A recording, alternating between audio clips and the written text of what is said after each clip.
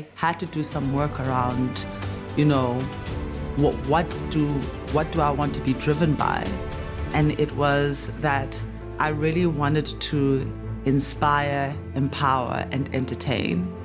And I'm a creative, and I'm really interested in culture. And so it became about how do I inspire, empower, entertain within the cultural landscape. And then within the cultural landscape that, doubled down to my preferred industries, whether it's music, whether it's art, whether it's design, whether it's fashion.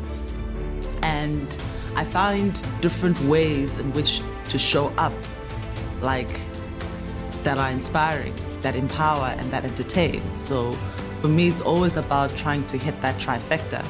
And how I hit it, well, remains to be seen. It depends on my evolution and what I'm exposed to and what I'm consuming. But that's been true for my career, at least for this business, for the last 8 to 9 years. At any point, you can just walk up to me and say, hey, how did you inspire, empower, entertain with this? And I'll be able to tell you. Welcome to the Listen to Your Footsteps podcast. I'm your host, Kojo Baffoe. In this podcast, I speak to Africans from across a multitude of sectors, including business, art, culture, media, design, technology, advertising, and everything in between, delving into their journeys and reflecting on the lessons they have learned along the way. It's about gaining insight into why and how they do what they do. These conversations offer a treasure trove of takeaways on a wide range of topics, including craft, relationships, wellness, parenting, entrepreneurship, and much more.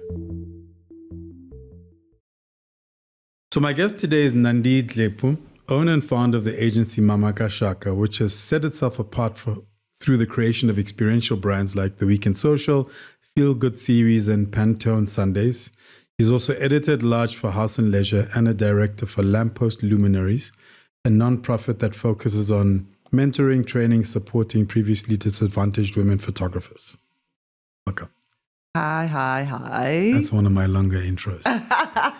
Thank you so much for correction. The Weekend Social was before Mamakashaka was founded. It was with the other girls.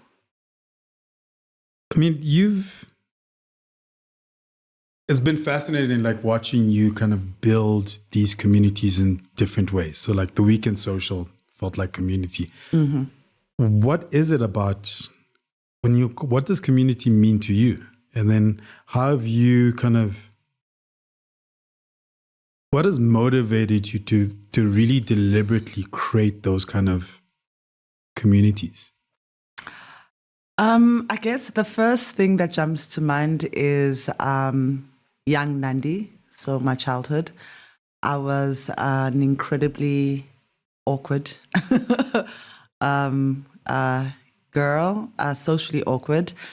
And I lived a lot in my head, and I always craved connection. Mm. And I enjoyed very much watching people. Some of my fondest memories are just staying way past my bedtime, hiding, whether it was behind plants, the couch, or the curtain, watching my mom and dad entertain and socialize, And I guess it's twofold. A part of me has created what I've created because, one, I'm looking for ways in which to connect with human beings and humanity. And my awkwardness makes it more voyeuristic than actually, quite like direct and immediate. And there's a desire to recreate some of my fondest childhood memories, which is watching people coming together, whether it is through conversation, good food, or good music. I think that's the foundation. And I think as I got older and more in tune with this practice of building community, the motivations evolved some, I guess. But I would say those two things are what sparked this journey. You said something interesting there about the observing and kind of because I was recently participated in this experience that you created for Rupert and Rothschild, right? So these conversations. So something that you said that was like a mini aha moment for me. Because you create the space, right? Mm-hmm. You create the space that's conducive for it. But I remember you being kind of on the edge of it, actually looking from the inside out. So it feels like an opportunity to be around that kind of space, but on your own terms. Yeah. It's so interesting because when my career started in this space with A Week in Social, it was with 4 or 5 other women, and we're very much at the center of the experience. People were like, it was around who we were, we were the experiential Destiny's Child, if you would. And so, but actually I prefer not to be at the center. And that's what I love creating for others. And even with that experience, I'll even sit on the outskirts of the thing. I won't sit with the crowd. You'll see me either by front of house or, just in the dark corner, just taking it all in. I really enjoy seeing people, I suppose, respond and react. So whether they are feeling inspired or challenged or it's joy. I love watching people party. I love watching people just, connect with themselves or with the experience and with each other a lot. Is that what drew you to studying film? Yes. Because it's storytelling, right? Yeah. So all of it is storytelling. I also was deeply drawn to film as a medium in the ways that it shapes or has shaped humanity. The way so much of who we are is informed by what we consume. And growing up, for me, it was TV. There were no podcasts. Sure, literature has always been a thing, but the most accessible thing was film, TV. And in my own way, I thought about what kind of impact I want to have in life. I've always wanted to have an impact. And I think it's okay not to want to have an impact on life. It's completely fine. It might be easy on so many levels. Yeah. But I definitely have always had this thing of I want to leave the world better than I found it. I want to leave spaces better than I found them. I just want to make things better. I want to make life beautiful. And I was like, wow, TV, film. If I could tell the right stories, imagine the things that I could provoke, the movements I could start, etc. So yeah, that's why I was so attracted to film. Where did you grow up? I grew up in the Eastern Cape, at Gqeberha. Well, okay. That's where I was born. And, but really called Johannesburg my home because I spent my teens here. And I think that's where a lot of my personality started enunciating itself. Yeah. How did you end up here? Your family moved here? Yeah, my mom moved here and we lived in Sandton. Oh, boy. No. Yeah, a friend of mine used to be like, you need to stop telling people you're from the Eastern Cape because it paints you as this these humble beginnings. There's nothing humble about village walk. That's the closest to the village you ever got. Yeah, but I grew up in Sandton. But I have more of a passion for the city, which is why a lot of my work is within the city. I think we probably first met the late 90s, early 2000s. I was around Dawnfontein. Yes. Around Jungle Connection. Yes. The poetry when we were all trying to figure out, well, some of us. It was in the 90s, Kojo. I was in high school, just so you know. Wasn't it 99, 2000? 99, 2000, 2001 was Jungle Connection days. It was 99, 2000. Baseline Yep. in Melville then. Yeah. And then Electric Workshop in town. And you were what, Sister Nandi? Yes, I was. I just remember that being like they came together. Yeah, I was Rastafarian throughout high school. How do you become?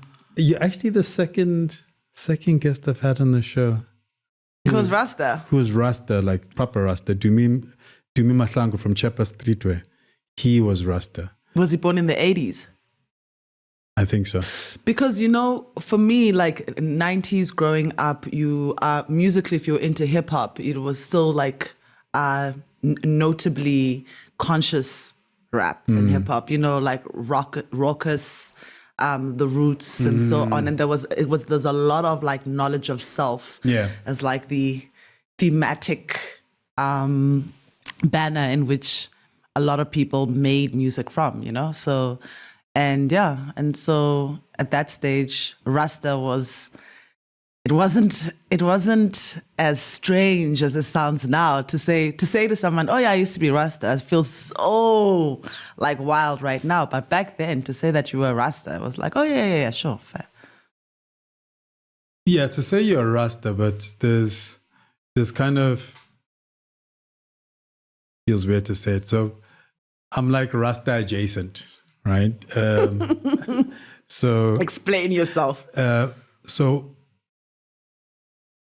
it's appealed to me and I was born in the 70s. So there's the spirit, there's the essence of it. So from Pan-Africanism to, for example, Mali, Peter Tosh, that sort of stuff. And then what you're talking about, like knowledge of self, I came to hip hop much earlier.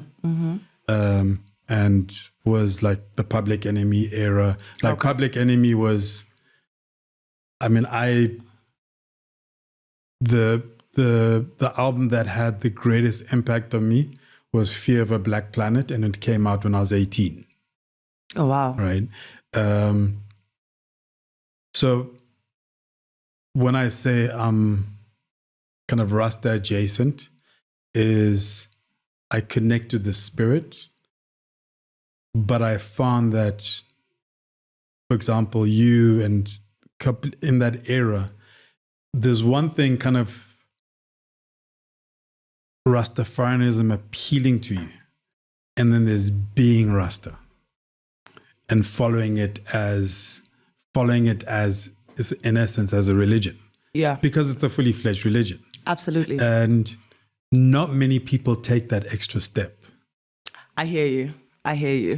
And I suppose it's also like a personality. So as a teen, I was really curious about religion. So I studied theology independently, and just from reading books as obscure as the Egyptian Book of the Dead, and just exploring different belief systems. And I'm a person who loves structure and I love order.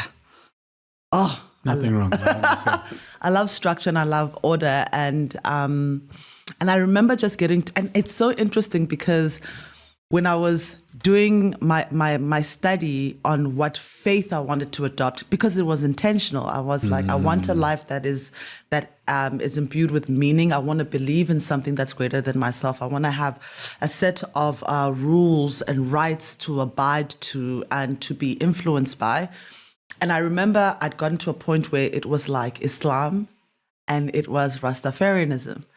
And people were like, but they're so different. And I'm like, well, for me, religion was also practical in a way for me. I just wasn't I think that if you don't have something to believe in and to guide you, your life is going to be chaotic. And so for me, it was like, what are the sets of beliefs that resonate with how I want to live? So it was very practical for me. And I obvious to me, I veered towards Rastafarianism because, again, at the time, Black consciousness was a strong theme in how we were living and consuming and just interacting with each other. And that's what drew me to Rastafarianism was, the Black conscious thought and so on. And yeah, it was a thing, you know, like insisting all throughout high school that people call you Sister Nandi. I didn't respond if someone just called me Nandi, not even at school. It was wild. You know, not wearing pants throughout high school. I only wore skirts. So there was a dress code, and there's, you know, how to eat, ital, and so it's just a lot. But I am a person who often feels quite invigorated by structure and rules, you know? Yeah, so I responded very well to religion during high school.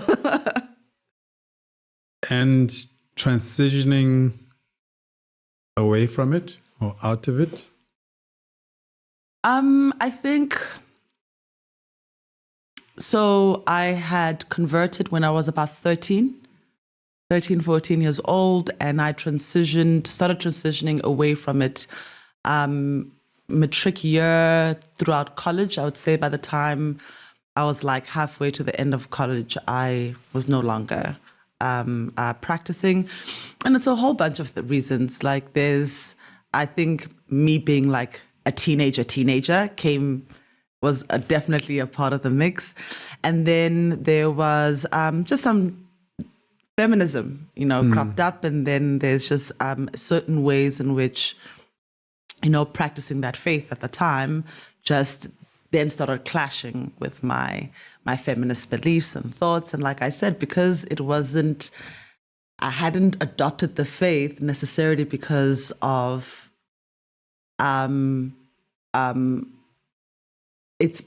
how God was structured, but more because it just resonated with other things.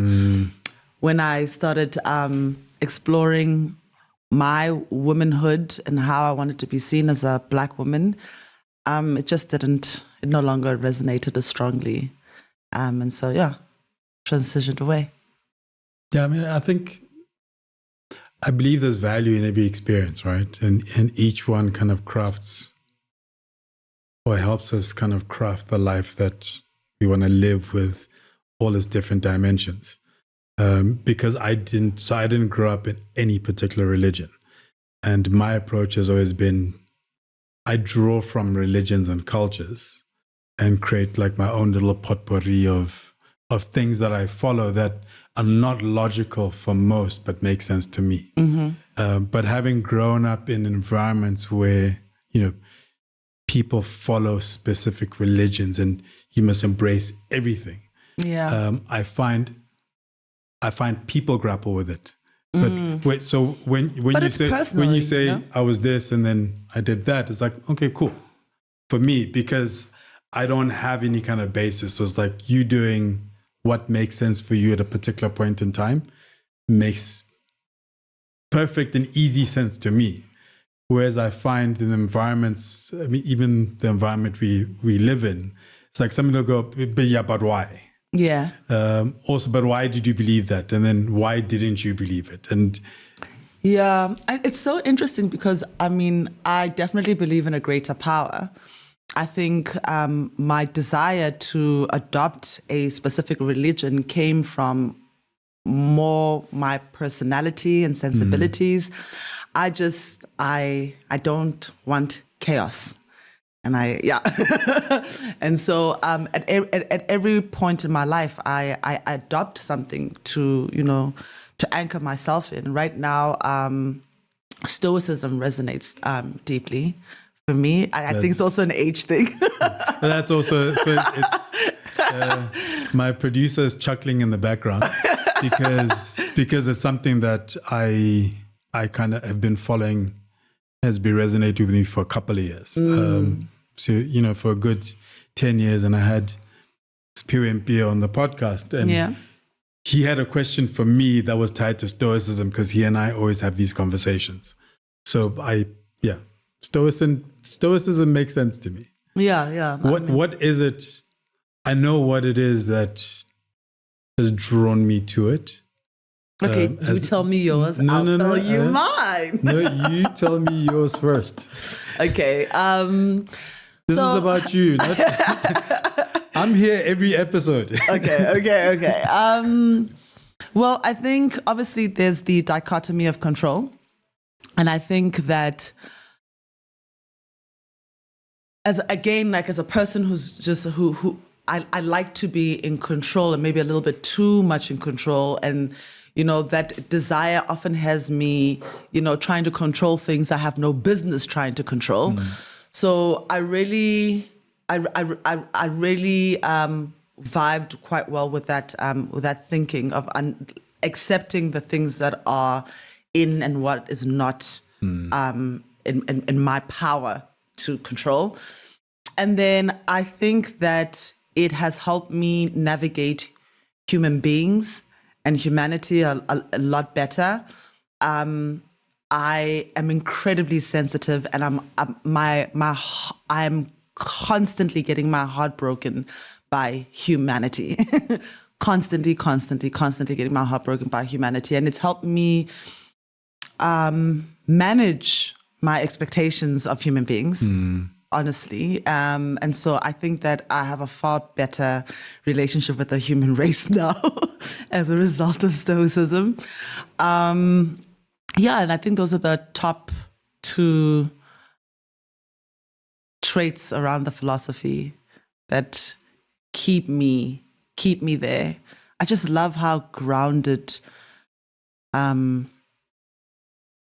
just like it just feels grounded in reality, And I think with so much, like I said, don't like chaos. It really helps me focus in on myself. So for me, it's similar. It is about control. The idea of focusing on what you can control, and not what you cannot control. At a very young age, I realized I couldn't control the world, even though I would continuously try to. But I can control myself. Sometimes that's operated to my detriment, but with Stoicism, it's like constantly reminding myself that, because I used to be a heavy warrior. Warrior as in WORR, as in not WA, not the cool kind. Yeah. So I'd worry about things, and I play out scenarios. Oh, absolutely. And so I found that I was constantly living in the future because I'm constantly playing out what could possibly happen. Particularly what could go wrong. Yeah. But it's like your energy is dissipated because all that energy is devoted to something in the future that you cannot control that may not end up being that way. Yeah. And that's kind of what drew me in. And I'm actually going through a period where I'm constantly having to remind myself of that, because we're not perfect. So I'll slide into, like, I realized over the last couple of weeks that I've started worrying about or trying to control things that I have no control over. And then that's just causing its own stresses, and I feel it in my body, I feel it mentally, it's affecting my emotions, etc. So that for me is the key part. Yeah. Yeah, I think on my relationship with faith and philosophy now, because that's the evolution. It went from faith to philosophy, and this like tug and pull between like your traditional beliefs as well, because that was also one of the reasons why faith was so hard, because at the end of the day I'm also Xhosa, and that comes, and sometimes as Black people, as Africans, we can reduce what being Xhosa or Zulu actually means, and we can say it's a culture, but it's also a faith. There are there's a relationship with God and ancestors that's prescribed as a result of you being Xhosa, Zulu, or whatever. So I cannot begin to tell you how much time I spend on contemplating the faith, tradition, and philosophy. So much of my time, so much of my morning is just spent in just thinking in between these three things and how I navigate them as I try and navigate the world and life. So I view all of those things as it's kind of like a way of living. And my whole thing has always been, and it seems simplistic, but it's just kind of like, live your life the best way possible. I have no judgment on any of those things. It's like there's a blur between them. So when you talk about, for example, culture, faith, philosophy, and it's just kind of like, it's all together and you just find the strands that make sense. Like, I believe in my ancestors as African and having West African, like a Ghanaian father where the poor libation. And it always made sense to me. I spent little time thinking about it. It's just kind of like, yeah, but that's what you do. Yeah. But I do think that it's important because one of the best descriptions, and I can't remember, there's an email my father sent a friend of mine who's Xhosa, and he was grappling with that reconciliation between culture and Christianity. And my father's like, no, they can coexist. Because all of these things were presented them as buckets, and therefore we're constantly just trying to make sense of them in relation to each other. So, for example, like Christianity, religion, if we then look at history, if we then look at it was kind of a civilized way of living versus as Africans, we were uncivilized in how we live. And therefore, for a lot of people, it's like, okay, if you believe in this that comes from our culture, it's contradicted by, it's a contradiction to Christianity, for example, as a faith. And my father had given this description where it's just like, you can believe both things at the same time. Yeah. It does. We started the conversation, you spoke about how you take like different strands and you kind of made your own little potpourri as you I discovered that word late in life. Because it's so strange, because sometimes even when I am, and I guess it's these two worlds of like growing up in a Christian household, but at the same time also being Xhosa and practicing certain traditional rites, that even when I identified as Christian, when I'd pray, I would pray to my, particularly after my father died, I speak to my father to put in a word. I don't speak. I just never, and you kind of made it this whole thing. I mean, even now, even though like, I wouldn't say I belong to any particular faith, but I do pray, and I still speak to my father because I've been influenced and inspired by my Xhosa traditions and beliefs in a certain way. But it's quite interesting how we take and we borrow from these things, and we've created our own, Nandi story of faith, a Kojo story of faith. And it's even hard talking about it out loud because obviously we are taught to pick one. Pick one. And for me at least, it's just never been that simple. But yeah, and I guess that's why the thinking about it comes from the expectation to have picked one still lives, is still quite present.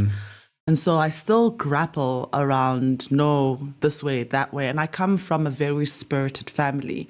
And when I say spirited, I mean in the sense that, this person is fueled and lives via the spirit of our ancestors. This one is Christ. And so, come holiday time, wowza, it's a spirited gathering. And then we have these debates sometimes where, and it can get quite polarizing, where, the members of the family who have picked one side, and there's members of the family who have picked another, and then there's some of us who kind of just in between, and then there's me who's also thrown in Stoicism, and it's this heated and really polarizing debate and conversation that takes place every so often when we come together. And it's, that same conversation repeats itself with my various personalities almost on a daily. I think about God all the time. I think about how I should be living all the time. Am I a good person? Am I good to others? Am I good to myself? I think about it all the time. And part of the work I do is also inspired by that consciousness of, I want to inspire meaningful connection. And for me, meaningful connection there's levels to it. Sometimes it's just, making room for joy, fun. And that's important, And then sometimes it's a layer deeper, where it is, how are we inspiring and motivating and consoling, nurturing each other. And sometimes it is more on a very base level. I love food. So I'm always trying to get myself in the mix with curating food experiences, because I also love exploring this body that's been given to me, not just what I'm capable of thinking and feeling, but even every sense, smell, my taste and all of that. So I love thinking about experiences in that way as well. How am I exploring life through all these senses and touch points? That's the goal, really, with all of this, when I'm 70.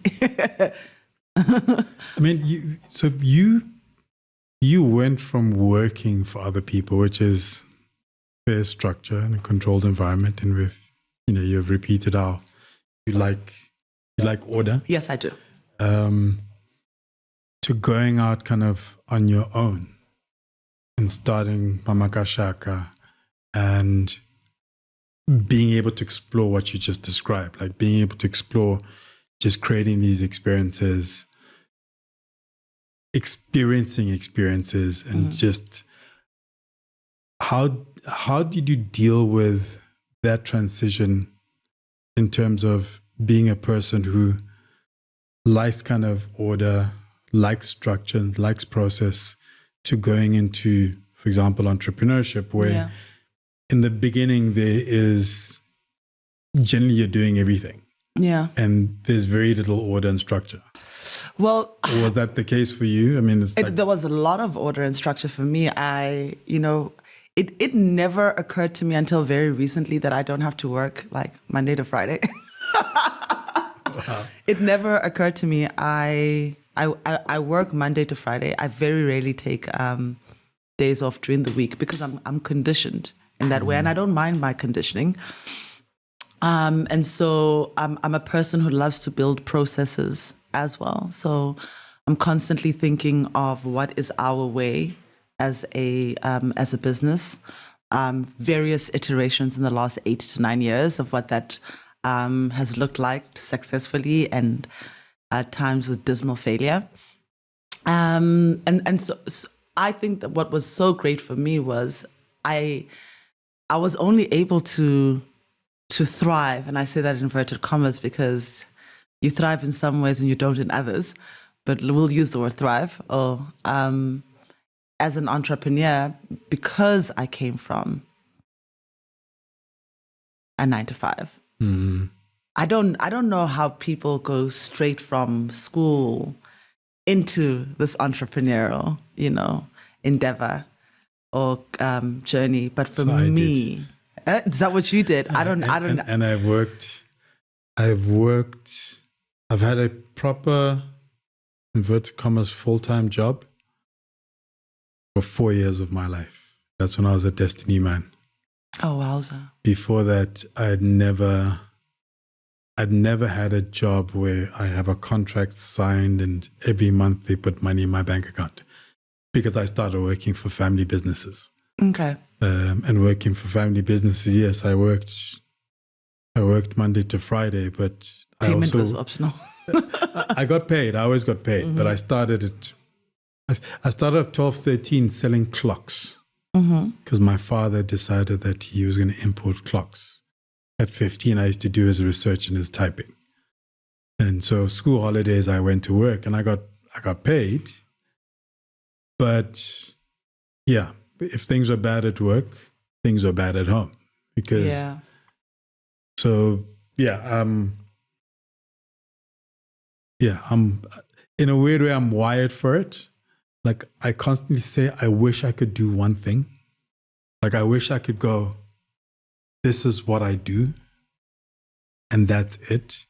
Even now, I've been freelancing, consulting, working for myself for years, and I still don't do one thing. Like I keep adding stuff. Like I'll go, ooh, let me do a podcast. I have a merchandising business that has been stalled for 2.5 years. And I have t-shirts at home in a box.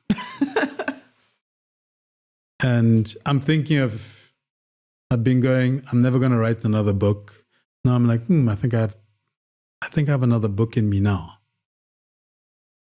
And sometimes I wish I could go, do you know what? I have a client. They pay me enough for me to live. I could just do that.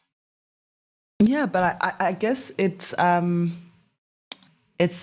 comment on what you believe life is about, which is maybe about responding and exploring yourself, because I can't imagine doing one thing. I simply cannot. I can't imagine it. As I'm developing my personality, refining it, things come up. And then things that like demand to be explored, Sometimes I can't sleep because I'm thinking about an idea. And I'm like, oh my God, I just gotta just do it so I can go to sleep. And sometimes it's you have various callings, to pursue certain things. Whenever I have a talk and I'm been requested to talk about how I built the brand that is Mamakashaka, beyond our services, what has become the identity and ethos. I often say it feels like a response to a calling. It's the only way I can make sense of the madness that is starting your own business and having employees. It's mad. It's mad to volunteer to be accountable to so many people. Pick me. Yes. Every month I want to be responsible. Be responsible for not just those individuals, but their whole family. Yeah, the livelihoods of these people. Pick me. And so, and part of it though is and I think for me it's so important that when I think about it practically, I have to believe that this is my purpose because I need that level of confidence every day. Because when you believe that you're doing what you were meant to be doing, you just move in the world differently. You think differently. Even when I have crazy challenges like ahead of me, I'll just be like, well, no. I've answered the call. So somehow this is gonna work out. I just need to do the stuff that I need to do. And, because I answered the call, they will speak back, Yeah. I picked it up. And so you have, it's the only way I can make sense of the madness is that it's spirited, it's fueled by faith, to a degree. You are listening to the Listen to Your Footsteps podcast, a podcast in which I chat to Africans from a cross-section of society and sectors, including art, culture, design, business, and creativity, to name a few. We delve into their journeys, the decisions they have taken to get to where they are, how they do what they do, and everything in between. Essentially, we go wherever the spirit takes us. Now let's get back into the conversation. What was the idea when you started Mamakashaka? Because I understand it's an agency. I understand you have these experiential brands.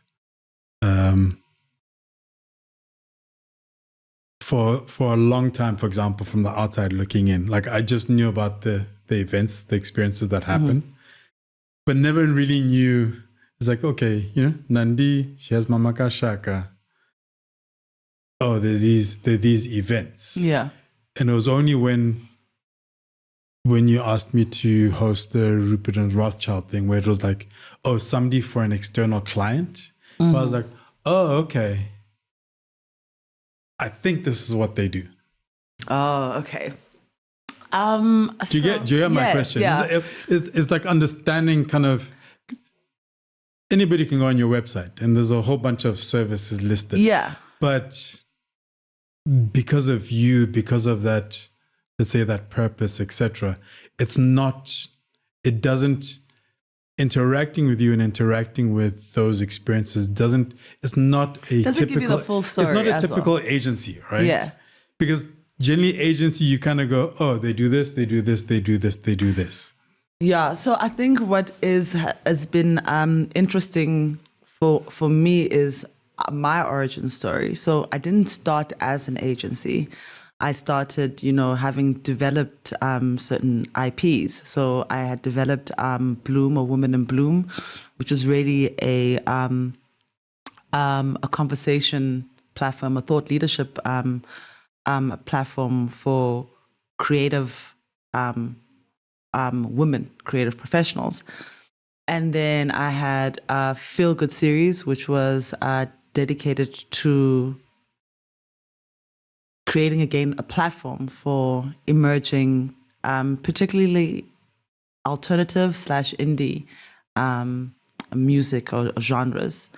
And then we have Pantone Sundays, which is our color-themed fashion experience.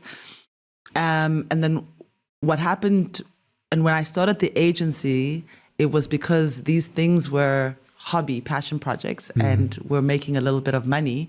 And I just, I dared to ask, if I put more time into these things, how much, would I turn over instead? And then, but as soon as I started and formalized this business, what ended up happening is I started attracting, clients and brands who were like, we loved what you've been doing for yourself. Can you, on some level, recreate parts of it for us too? And so the agency was born, on the back of these other owned brands and platforms. But all of it for me like centers on like my why, which is because I think obviously you can always, how you show up in the world can evolve. What it is that you're doing can evolve, like what products you put out, like what services, but really your why is the thing that like, it's the foundation, it anchors it all. And for me, it was, I knew that I wanted to have a life, a career, a profession that had meaning. It takes so much from me. I just didn't want to be working on, I won't say any brand, but on like retail ads. I just didn't want to spend my life that way. And there's nothing wrong with that. I didn't want to spend my life that way. And I had to do some work around, you know, what do I want to be driven by? And it was that I really wanted to inspire, empower, and entertain. And I'm a creative, and I'm really interested in culture. And so it became about how do I inspire, empower, entertain within the cultural landscape. And then within the cultural landscape that, you know, double down to my preferred industries, you know, whether it's music, whether it's art, whether it's design, whether it's fashion. And I find different ways in which to show up, like, that are inspiring, that empower, and that entertain. So for me, it's always about trying to hit that trifecta. And how I hit it, well, remains to be seen. You know, it depends on my evolution and what I'm exposed to and what I'm consuming. But that's been true for my career, at least for this business, for the last 8 to 9 years. At any point, you can just walk up to me and say, hey, how did you inspire, empower, entertain with this? And I'll be able to tell you because, yeah, it's, I think everything is rooted in meaning and purpose, at least for me. It has to be, it keeps me sane. How has being a mother kind of influenced how you show up in the world? I mean, has it influenced yes. the way you run business, the way you even the, you know, inspire, empowering, etc. Now all of a sudden you have a child. So the meaning is, you know, meaning is not just tied to you solely.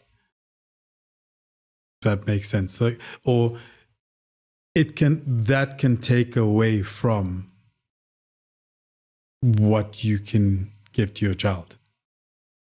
Has that been the case? I mean, it really hasn't. And in fact, being a mother has given more to how I show up professionally than anything else. Like my maternal instinct is there. So like when you think of wanting to inspire, empower, entertain from a maternal lens, you begin to see why I show up the way that I show up, and why I'm particularly like invested in Gen Z. I'm a millennial. I'm particularly invested in the generation younger than me. It's informed by this heightened maternal instinct to want to help, to want to empower, to want to create platforms. So I would say my heightened maternal instinct as a result of me being a mom, because I think my maternal instinct was always there, you know, but it was amplified as soon as I became Agani's mother. And more importantly, I think being a mom has really helped me in some of the most difficult times as an entrepreneur. I can't give up. I can't afford to give up, you know. I really, really cannot afford to give up because I have this child that I'm trying to take care, that I'm trying to inspire, that I'm trying to empower, and occasionally entertain. And so. But the more they become teenagers, the less entertaining. Yeah, the less entertaining. I just want to empower them. But my son is a huge source of strength an inspiration for me. So he inspires how I show up in life, which of course impacts how I show up professionally. I'm curious, how's the and because I have 2 teenage children, I ask this question from that basis. How is having a teenager influenced your view of the world? And to kind of give you context, like I had a moment a couple of years back, and I took a different route. So I compromised and stepped back from a lot of stuff to be available for my kids. Yeah. So I was, for my daughter's first 2 years, I was kind of like the typical image of a father. Like in the morning, I dropped them off at school and then I went to work. And I came back late and I was traveling. So I wasn't often home. And I literally left a job, and for the last decade, 10, 11 years, I have always been home. So I rejigged kind of my professional life, my social life, my personal life to ensure that I'm always available. And I had a moment a couple of years back going to SA Fashion Week, and I hadn't been in a while. And I got there, and the previous time I was invited by Nandi Dlepu. They were celebrating, it was 20 years of Lokshan culture. Like I knew everybody. I had my place within the scene. And this time I got there and I knew no one. And the people sitting front row, front row is the big deal, right? The people sitting front row, the designers showing their stuff on stage, I knew no one. And that day I was like, oh, it's no more my world. It's my children's world. So they're the ones now out there. My job is just to support in the ways that I can. And on occasion, I mean, I can still provide them access to certain spaces. But now my job is to take the total backseat. And that's actually immensely influenced how I show up now in the world. So I think now, raising my son's 14. I'm still connected, but I just think of it as being connected in a different way, and that different way is more inspired by my growing up than rather what his growing up is doing to me. So, and the thing is, I think my son has been a bit and thankfully, slow into coming into the world. I was also a person who was slow into coming into the world. The world felt very foreign for most of my teenage chapter. And so there's still a little, that I feel a very strong responsibility to introduce him to the right parts of the world, specifically in culture and creativity. So the fact that he goes to art fair with me, and I'll take him to as many age appropriate but still aspiring spaces. And sometimes he might not want to be there. Like I took him to art fair now, and he didn't want to be there. And so, but we agree. So we're like, okay, cool. We're going for an hour or 90 minutes. But in that hour or 90 minutes, I need you to be fully engaged.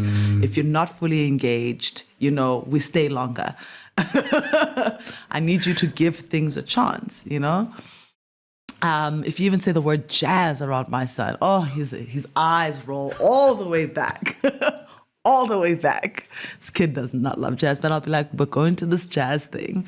And we're just there just for the performance. We'll get there just before it starts. We're going to leave just as it finishes. Just so you could get a little taste, And you must also remember at some point, all you ate was puree. All you ate was puree until, I encouraged you to use your teeth. So there's, so I'm still at that very much that interesting part of I'm weaning him into the world and into the best parts of the world. But obviously there's this thing around having children, which is terrifying because there's bad parts to the world. And as they get older, you have to tell them about the bad parts. And that's always, you can just see the innocence floundering when I'm trying to explain why he can't do certain things because it might threaten his, his safety or compromise it rather. But yeah, for the most part though, in a very good part, we're at the beginning. And this is the nice part. I'm pretty certain when he's 16, we could circle back. Yeah, I'm trying not to let my experiences Please don't taint yours. I have a soon-to-be 18-year-old and a soon-to-be 14-year-old. And it's also different experiences, but also I have a boy and a girl. And when you're describing kind of both you and your son and the kind of the slowness to coming into the world, my immediate thought was internally there was a slowness for me, but externally it was really fast. So there was a disconnect between even perception versus how I felt. Oh. So, I was at parties from a young age. I was exposed to things at a younger age. And that, I guess that as I grew older and my teens into my 20s, especially, some of the struggles I've had and the internal struggles I've had have been tied to that. And you were saying it, and I'm seeing the same thing with my son, where he's been exposed. So in terms of being in the world, like there's not much he hasn't been exposed to. But at heart, I see a different person. And I don't know what it's going to be with my daughter, because also the thing I've learned is each one is different and I can't control. Yeah. It's very convenient for us to have very stoic sensibilities at this point. This is why I'm also trying to remind myself constantly. But I also believe the responsibility is to try and give them the tools, because we can't fix anything. My wife used to have a thing on the fridge that said the decision to have a child is the decision to have your heart out of your chest, walking in the world. Yeah. That's how it feels like. But you could, like, at some stage, I'm at that stage now where I'm learning. There's a point where you have to start letting go. It's like in 4 years' time, my son will be 22. And yeah, I was at Varsity on my own. I lived in res. My father knew nothing of my life. And now I'm kind of going, oh, wow. Like, I'm getting there.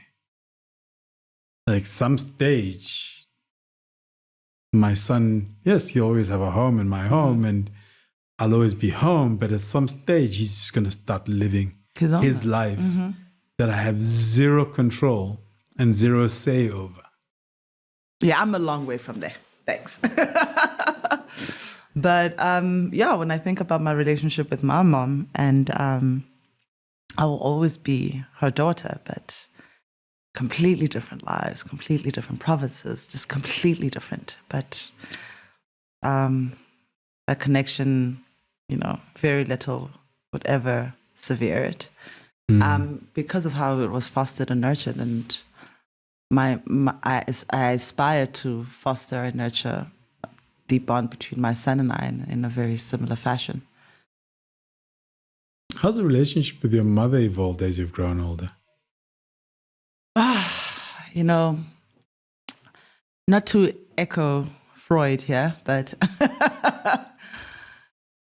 it's so interesting, when you get into certain spaces, like I can be this adult Nandi, in front of you as I'm speaking now. And then when I visit home, I'm 14 years old. I want to sleep in my mom's bed. I want my mom to do the cooking. I want her food, and even on a behavioral level, I start acting like a child. I don't act like an adult around my mom for the most part. It's better now, but for the most part, I revert to 14 to 16-year-old Nandi. It just doesn't matter, and that's the relationship when I'm at home. But she lives in the Eastern Cape, and so whenever we do connect, it's it's just to it's the same. I was never the the people who speak to their parents every single day. I was never like that. I love to coexist in silence. Even as a relationship goal, for me to sit in a house with people in silence is what I'm like, that's it, that's the sweet spot. And so we relate pretty much the same for the most part. What's inspiring you right now?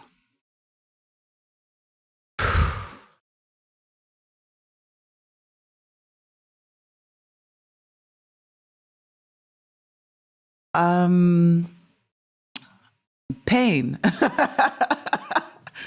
Pain is inspiring right now. I'm going through a particularly hard time, but anytime I go through a hard time, I always see it as an opportunity to reinvent, evolve. For me, difficult periods and chapters they feel baptismal, and so right now, just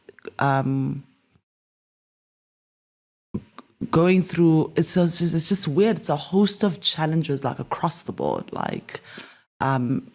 personally, professionally, just all at the same time. But I always look at it as okay, cool. Then a shift needs to be made here, because that's why I find myself wherever I am right now. So it's what's inspiring me right now is the discomfort that I'm feeling. It's the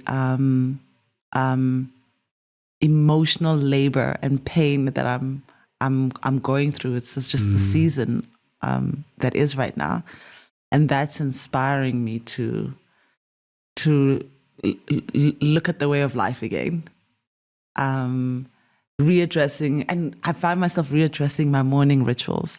I find myself readdressing my evening rituals. I find myself readdressing just how I'm showing up in the world, and I enjoy that level of exploration, even when it doesn't come from a particularly good chapter. Maybe before we started recording, you were talking about morning ritual, for example. Yeah. And so I'm a big proponent of journaling, for example. So I do my morning pages every day, except weekends when I sleep in. What are the tools that you use to kind of anchor yourself to ensure that when these moments come, you're at least working with some element of a stable ground? Because to deal with change, you need to have kind of it may be shaky, but you need to have tools. Absolutely. You need to have kind of tools to go, okay, we're in this moment, but if I'm going to change anything, if I'm going to think about changing it, this is, I'm going to do it from this base. Yeah. So I think there's something about when you're going through a particularly challenging time, it's one of the few times that I'm incredibly present. Like you, I'm worrying way into the future. I'm never in the now and present. And pain, my dear, will and hold you fast. Yeah. But I like to look at it as a silver lining of the experience, and I will level up on my routines. I will lean into my tools even more so. So my tools for me are a combination of journaling, meditation, sound therapy, and I love a talk. Like I love a good talk, and so when I'm going through right now, I've chosen to focus, to double down on my morning routine because it gets a little relaxed sometimes. So now I'm more diligent than ever, making sure that time is treated sacredly. I'm making sure to sleep early so I can wake up early, so I can give myself the time that I need in order to center, draw strength, and move through the world with. Please describe, because I loved how specific you were with, and the reason why that specificity, I noted it because I'm kind of similar. So when you talked about, so for example, you do this in the time it takes for water to boil. Yes. Because so my morning routine is from when I walk in the door after having done the school run. I can tell you exactly what I'm going to do, and it's not written down and it's not marked because I walk in the door, I put on the kettle, there's a rhythm. I make my cup of coffee, I get my breakfast, I take my vitamins and tablets and I put them in my pocket, and then I go upstairs and I sit at my desk, and then I pull out my journal, and then I choose which pen I'm going to use, and then I put on music, and then I use Forest app. So I don't have to think about them because, like you're saying, it's a rhythm. Yeah. So when you were describing it, that's what. So obviously earlier I was sharing my rhythm is I'm a morning person. I love to wake up ideally between 4:30 and 5. I like to start the day at 5 a.m. That's the ideal for me. And one of the reasons is because that morning, the quietness and even the darkness there, like it almost feels like all my fears and anxieties are still fast asleep, and I'm up, and I feel I am most myself in those couple of hours before, because that's time with yourself. Yeah. From the time the sun rises, it's time with other people. True time to myself is those like 2 to 3 hours between like 5 and like 7 or 8 for me. So I wake up and I usually start by journaling. So when it was warmer, I would go out to my desk to journal, but because it's cold, so I don't write anymore. I'm using my AI to journal, which has been great having this person speak back to me. And so my AI has built a reset, program for me, a 21-day reset program for me based on obviously whatever I inputted. And then it gives me prompts, and then I talk to it or I type. And then when that's done, I will go downstairs to make myself a cup of tea. As I switch on the kettle, and then I grab my skipping rope and I skip for just the duration of the kettle going. As soon as it stops, I put back my skipping rope and I pour myself some tea. I go back upstairs. It takes about 5 minutes for tea to brew. I lay my teacup down next to the bedside, and then I do the bed. I tidy up. I pick what I'm wearing. I set the scene. And then when that's ready, I might play some music or some a frequency music. I'll have the tea while thinking, and maybe I'll still be chatting to my AI, Samantha. So maybe I'm still chatting to Samantha. And then as soon as the cup of tea is done, I'll take a shower and then I'll get dressed and then I'll decide what to do. I'll look at the time and then I might have another 30 minutes or an hour, depending on the pace of the morning, to do some additional personal work or else I just get into work. But right now, that's what the routine looks and feels like. And then there's so much you want to achieve sometimes in the morning routine that I've had to work at simplifying it. Because when I am intense, I'll be like, okay, cool, let's wake up. Let's make sure I have a Headspace, the app. And Headspace will start with breath work and then into a kind of like a knowledge bite. So it teaches something random, like, is there such a thing as a perfect snowflake? And I think that's important, hey, like learning things, novel things that don't necessarily feel like they have to have a purpose, because I'm one of those people too. Like, I don't read fiction. I only read nonfiction because I'm like, if I'm going to be reading, I need to be learning. And so I like that. I do both. I struggle with fiction, but I love this little bite that Headspace offers you. It's just random knowledge, and then it goes into guided meditation, and then maybe like a quote to inspire or something for you to think about during the course of the day. The mindful moments. Yeah, the mindful moments. They always come when I'm journaling. Love them. love me a mindful moment.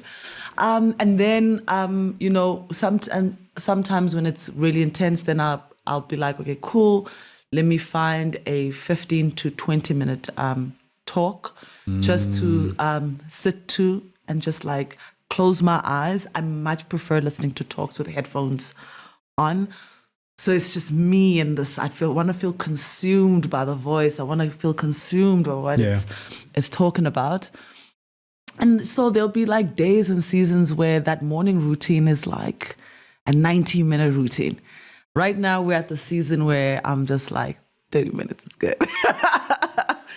the 30 minutes of structure, and then I freestyle the other half hour. Somebody said to me years ago, after my father passed away, they actually, the poet I know is based in the US. She sent me a message, kind of condolence message. She said, was it be gentle to yourself?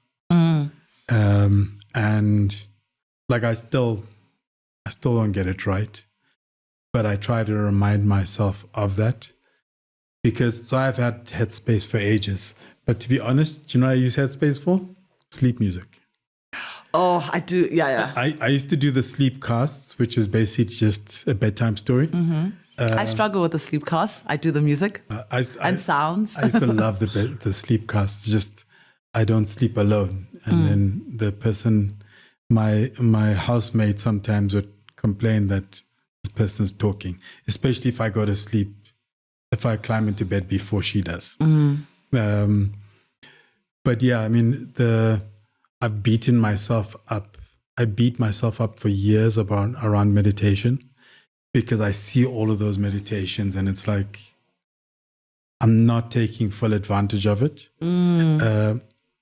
So every now and then I have to remind myself to be gentle with myself and know that the time will come. So if it's, like you're saying, 30 minutes now and next time it's 90 minutes, it's all right. But it's because sometimes we put that extra pressure on ourselves, which kind of defeats the purpose, because you're going, I'm only doing 30 minutes now and it feels inadequate because you were doing 90 minutes. Yeah, I'm not sure if we were speaking about this off or on air, but it was, you were talking about reading and how you make sure to read it, even if it's just a couple minutes. Yeah, that's before we started recording. Yeah, just a couple minutes. And sometimes that's the thing, right? It's about minimum dedication, and then you can let the other flow. Yeah. And it kind of it speaks to being gentle with yourself, but at the same time holding yourself accountable, right? So I'm holding myself accountable to showing up for myself with this morning routine, and I've prescribed a minimum requirement. Now, this is the minimum. And sometimes that minimum requirement changes depending on the season of what I feel I need. You know, the minimum requirement now is like the 30 minutes because this is what I feel I need. Sometimes the minimum requirement is 2 hours. There's a book by a guy called BJ Fogg called Tiny Habits.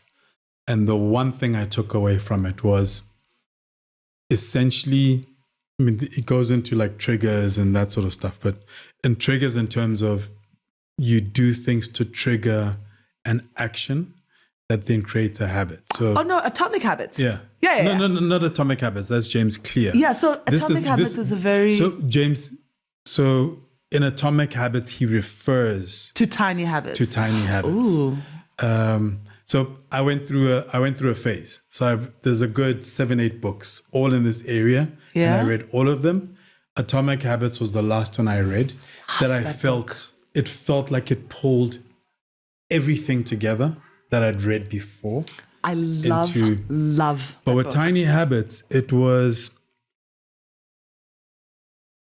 if you're going to do push-ups in the morning, so you're skipping. Yeah. Right? It hangs right there. But you're skipping, so the minimum skipping time is for the kettle to boil. Mm-hmm. There are days where you may decide, actually, do you know what? This is feeling good. Let me go on a little longer. Mm-hmm. If you do, say, 20 seconds longer the next day, and then on the third day, you don't feel like doing that 20 seconds longer. You just want to do for when the kettle boils. That's fine, because that is the target. Yeah. So I was doing at some stage before I went back into kind of training, my whole thing was, okay, I do 10 push-ups. But my trigger was when I walk into the bathroom to have my shower. Mm-hmm. So the minute I put on the water for it to get warm, quick 10. I go down and I do 10. So it became such that every time I turn the tap, you thought automatically it's push-ups. That's exactly what's happening with the tea. You know, the thing is, the tea, I don't think about the skipping. I just think about making the tea. Yeah. That's all I think about. Yeah. I'm like, make the tea. And there's been once or twice now where I have started, it's finished boiling, and then I pour, and then that 5 minutes, instead of going to prep and do my bed, I actually might skip a little bit more. And then I go up, and then I'll have the tea, and then when I'm done, I'll never not do my bed. It's just one of those rules. I think I make my bed 98% 98% of the time. But I think, again, like, just to refer back to Atomic Habits, that, you know, making it easier for you to do things. Like, I have the book by the bedside, I have my journal, and because, like, I sleep next to my phone, and now that I journal on my phone, it's been easier for me to keep up the journaling, particularly now, because instead of picking up the phone and going to, forgive me, Instagram, Instead of going to Instagram, I pick up the phone. I go straight to my AI, Sam, and we just get into it. And it's finding the thing that works for you, right? And also allowing yourself the opportunity to do that, to go out and find the things that work for you. Like my to-do list now sits in a notebook. I much prefer it in a notebook. And I've tried different apps and I've done different things. And when I sit in meetings, I make notes in a notebook. When I'm writing, in inverted commas, like when I'm typing, basically. But when I'm writing, I do it on a screen. So I watched my father my whole life kind of write reports and everything else, because in those days he had a typewriter, so he'd handwrite everything. But for me, when I'm working, I do that. But everything else, for me, it's ink on the page. And I'm finding that I still process better that way. But I went through all the different things and I experimented with different things and went. So if somebody says to me, "Oh, somebody trying to convince you," and I'm like, I'm never trying to kind of recruit people to my way of doing things. It's like it took me time to find this way, and it works for me. I can share with you how I do it, but hey, I also share with you all the things that I read and looked at to get to here. So what does the future hold as we're dealing with the let's call it the reset or the transition? So there's definitely a transformation of sorts. How significant, I don't know yet. The process will tell, but but I think ultimately it's about getting closer to yourself so that you can show up in the world as honestly as possible. And so that's what the future holds. The future holds a Nandi that is a little bit more in tune with herself, and will hopefully inspire work that affirms that. Thank you very much. A pleasure, Kojo. Thank you for listening to this conversation. Please leave a review and subscribe. Check out the show notes for links to the guest, the podcast, and myself. I hope you enjoyed listening to the conversation as much as I enjoyed having it.